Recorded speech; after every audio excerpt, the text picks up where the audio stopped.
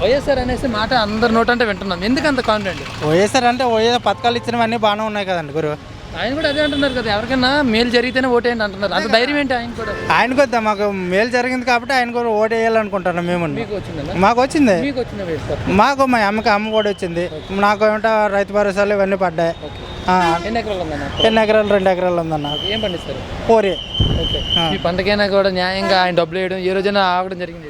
ఆమె ఏం జరగలేదు, కానీ రైతు భరోసా ఇవన్నీ పథకాలన్నీ బాగానే పడుతున్నాయి. ఈ గత గవర్నమెంట్లో ఈ డబ్బులు కానీ ఇవ్వడం లేదు, పంచడం లేదు, కానీ ఈ గవర్నమెంట్లోనైనా సరే డబ్బులు ఇస్తుంది అనే మాట ఉంది. దానికి ఎవరు అలాగే ఎవరో ఇప్పుడు వేరే పార్టీ వాళ్ళు ఏమని చెప్తే చెప్పొచ్చు అన్న. మాకు న్యాయం జరిగింది కాబట్టి మేము ఆయనకే ఓటు వేయాలన్నాం. డబ్బులు మరీ ఎక్కువ పనిచేస్తున్నాడు అని మాట అంటున్నారు.